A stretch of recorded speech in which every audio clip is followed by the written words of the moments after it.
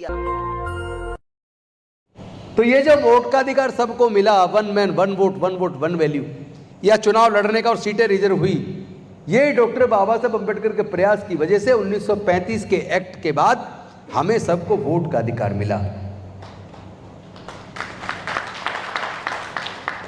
और उसके बाद कानून मंत्री बनने के बाद उन्होंने जो तमाम संविधान के अंदर हमारे लिए योजनाएं बनाई, सीटें जो पॉलिटिकल सीट तो रिजर्व की, लेकिन उसके साथ साथ सेक्शन संस्थानों में भी सीटें रिजर्व की, सरकारी नौकरियों में भी सीटें रिजर्व की। उसी का नतीजा है कि हम लोग यहां तक आ पाए। लेकिन कांग्रेस क्यों जरूरी है, ये बात जब समाज को बताने के लिए जाओगे तो आप ये कहोगे कि डॉक्टर बाबा साहब अम्बेडकर जी तो 6 दिसंबर 1956 को महापरिनिर्वाण को प्राप्त हो गए, हमारे बीच से चले गए, इस दुनिया को छोड़कर चले गए।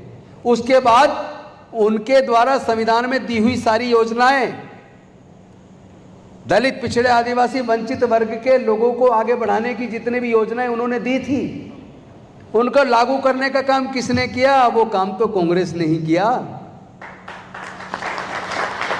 बाबू जगजीवन राम जी ने लगातार मंत्री रहते हुए अपने अलग अलग विभागों में बाबा साहेब की सारी योजनाओं को लागू किया और करवाया सरकार के माध्यम से।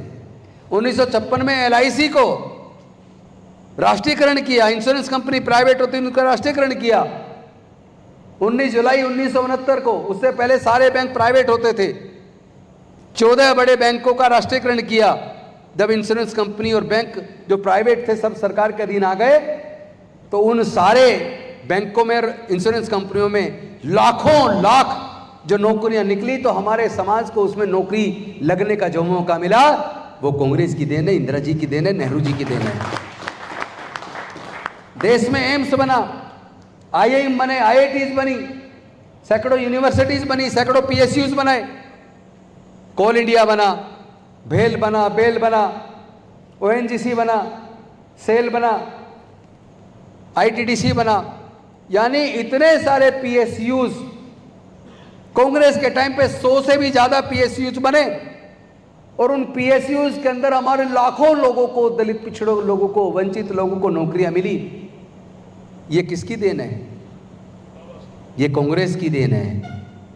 बाबा साहेब के रिजर्वेशन को वहां लागू करके कांग्रेस ने हमारे लाखों लाख लोगों को नौकरियों के अवसर बनाए और वहां करोड़ों लोग अब तक हमारे नौकरी कर चुके हैं। 20 सूत्री कार्यक्रम के तहत खेत की जमीन के पट्टे दिए, रेजिडेंशियल प्लॉट दिए। दिल्ली के अंदर 330 गांव है, जाकर देख लेना, 120 गज के प्लॉट इंदिरा जी ने उस वक्त वहां गरीबों को, दलितों को, पिछड़ों को भी दिए, जाटों को भी दिए, जिनके पास नहीं था ना रहने का प्लॉट, उनको, परिवारों को उन्होंने प्लॉट दिए। आज भी कोई जाकर दिल्ली के अंदर नहीं, पूरे देश के अंदर जांच कर सकता है। मैं बता रहा हूं, अभी भी वो अलग बात है कि खेत की जमीन के जो पट्टे बने तो मिले, आधे से ज्यादा लोगों का कब्जा नहीं मिल पाया, दबंगों ने अपनी दबंगई दिखाई, लेकिन बहुत सारे लोगों को कब्जे भी मिले, वो मालिक भी बने, वो तो रेजिडेंशियल हो गए। खेत की जमीन के पट्टे भी दिए भाई, तो वो सारा आपको पता है। तो ये बात कौन बताएगा? जब आप जाओगे लोगों के बीच, जो कहेंगे कि बाबा साहब ने कहा था चवन्नी के भी वर्कर मत बनना, तो उन्हें बताना आप गलत कह रहे हो। पहले तो उन्हें कहना कौन सी किताब में लिखा, जरा वो दिखा दो, कहां से सुना, कहां से सीखा तुमने? कांग्रेस के साथ डॉक्टर बाबा साहेब अम्बेडकर जी ने संवाद किया, संवाद करके महत्वपूर्ण पद लेकर अपने लोगों के लिए योजनाएं बनाई। ये कांग्रेस ही थी जिसने सैकड़ों PSUs बनाए, जहां हमारे लाखों लाख लोगों को नौकरियां मिली। ये कांग्रेस ही थी जिसने 20 सूत्री कार्यक्रम में खेत की जमीन के पट्टे, रेजिडेंशियल प्लॉट के पट्टे दिए। ये कांग्रेस ही थी जिसने बाबा साहेब के दिए रिजर्वेशन को इफेक्टिव तरीके से लागू करके पूरे देश में हमारे लोगों के तरक्की का रास्ता खोला।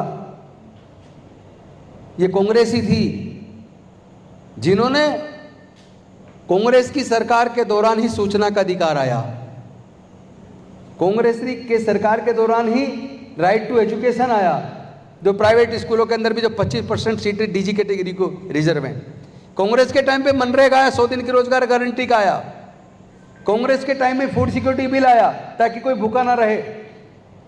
कांग्रेस के टाइम पे ही जो आदिवासी हैं उनको जमीन का हक मिले, वो भी कांग्रेस के टाइम पे आया। लैंड एक्वायर होती है तो उनको ठीक मुआवजा मिले, इस पे जो सुधार का जो कानून आया वो भी कांग्रेस के टाइम पर आया। तो एक वो सरकार थी कांग्रेस की जिसने सैकड़ों पीएसयूज दिए, एम्स दिए, आईआईटी दी, इंजीनियरिंग कॉलेज दिए, मेडिकल कॉलेज दिए, लॉ कॉलेजेस दिए, सैकड़ों यूनिवर्सिटी बनाई, करोड़ों लोगों को नौकरी के रास्ते बनाए। आधुनिक भारत का निर्माण बाबा साहेब की इच्छा के हिसाब से, बाबा साहेब और नेहरू जी दोनों मॉडर्न सोच वाले लोग थे, दोनों आर्किटेक्ट ऑफ मॉडर्न इंडिया हैं। उनकी सोच को अगर आगे बढ़ाया तो कांग्रेस ने बढ़ाया। तो एक वो कांग्रेस है जिसने तमाम हमारे तरक्की के रास्ते बनाए, और एक वो सरकार है केंद्र में बीजेपी, जिसकी जब पिछली सरकार आई थी, वाजपेयी जी जब उसके प्रधानमंत्री थे, तो पहली बार उन्होंने एक नया मंत्रालय बनाया, डिसइन्वेस्टमेंट मिनिस्ट्री, और उसके मंत्री बनाए अरुण शौरी, जिन्होंने एक एक करके भारत सरकार के जो पीएसयूज है उनको बेचना शुरू किया।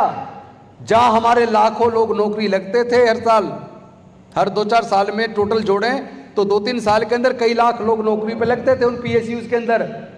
उन तमाम पीएसयूज को बीजेपी की सरकारों ने बेच दिया।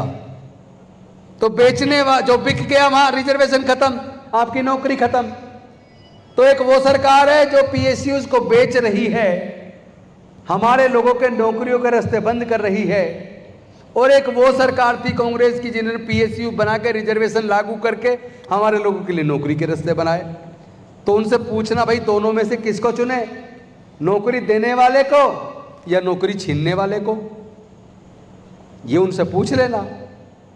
फिर आप उनसे पूछना कि जब भारत आजाद हुआ, कांग्रेस के नेतृत्व में सरकार बनी, तो भारत गरीब था, लेकिन गरीब से गरीब के परिवार के बच्चे पढ़कर, लगभग मुफ्त में पढ़कर, और स्कॉलरशिप इतना मिल जाता था, स्कॉलरशिप से ही पढ़ के इंजीनियर बन गए, डॉक्टर बन गए, वकील बन गए, जज बन गए, कलेक्टर बन गए, साइंटिस्ट बन गए, प्रोफेसर बन गए, टीचर बन गए, तमाम तरह की नौकरियों में गए, और पढ़ाई के लिए पैसा सरकार ने दिया, स्कॉलरशिप मिल जाता था।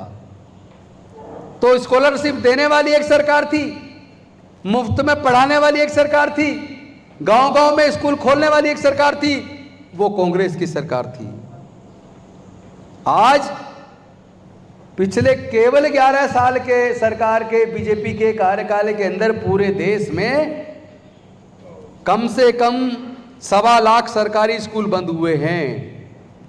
और ऐसी खबरें देखने के लिए सब्सक्राइब बटन को दबाएं, फिर बेल आइकन की घंटी दबाएं। अपना भारत को बचाने के लिए बहुत ज़रूरी है। हर खबर को शेयर करें, लाइक करें, कमेंट जरूर करें। शुक्रिया।